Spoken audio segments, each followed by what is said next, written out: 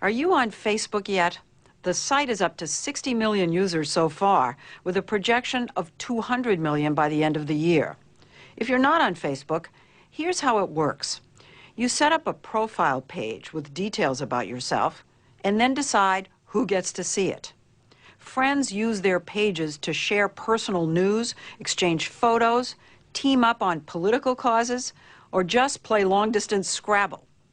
It can be a useful tool or an addictive waste of time.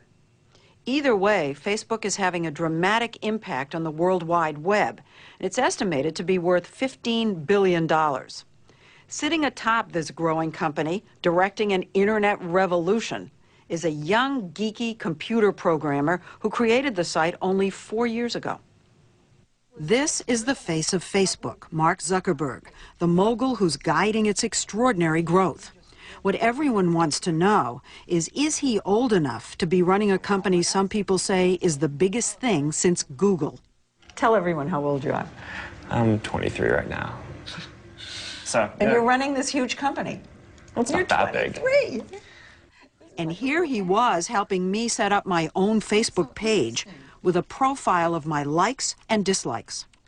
Guess what my favorite TV show is? I can't. Duh. All right, put 60 Minutes there.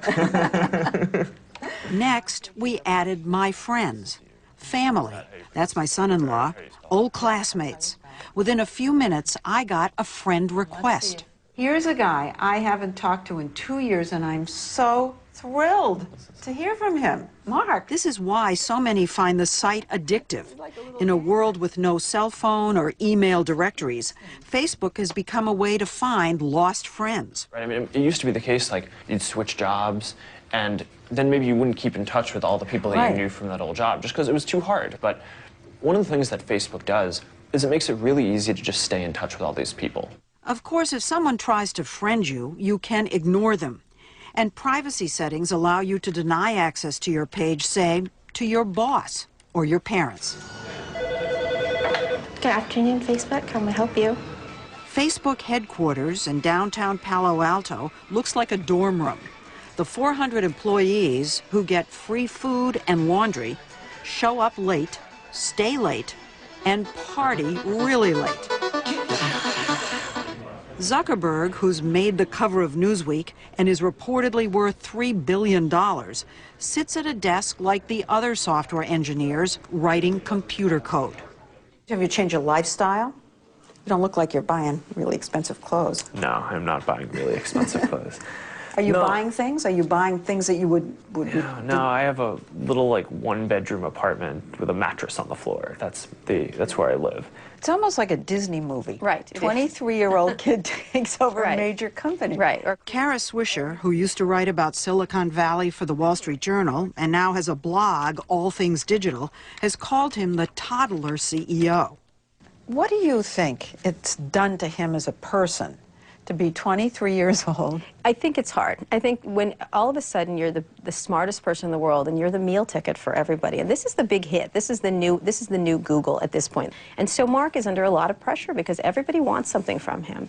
Like the founders of Google, Larry Page and Sergey Brin, Mark Zuckerberg is looked up to in Silicon Valley as a visionary.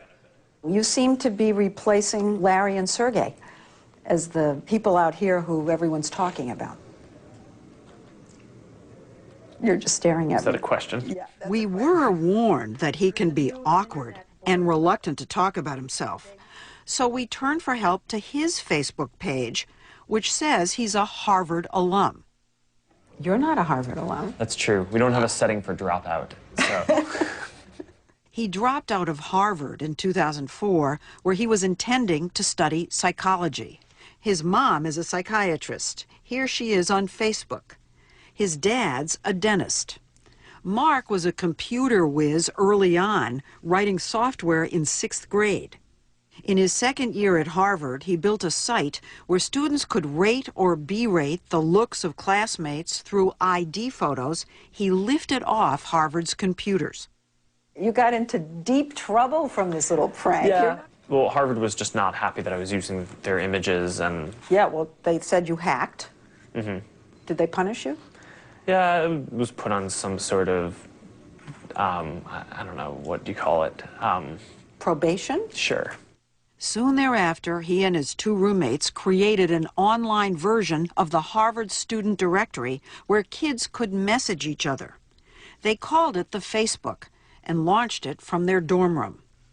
Within 4 months, they had expanded to 40 colleges and over the summer moved to Palo Alto. But Mark had done code writing for some upperclassmen with a similar idea, and they have filed a lawsuit. 3 Harvard students are suing you, claiming that you stole their idea for Facebook. Well, I mean, we know that we didn't steal any ideas or code, so we're just kind of waiting until that comes out in court. In the lawsuit, they claim that you were duplicitous. Are you worried about it? No, I don't really spend a whole lot of my time worrying about that. I mean, we have lawyers at the company who deal with that stuff, and it's not a huge concern.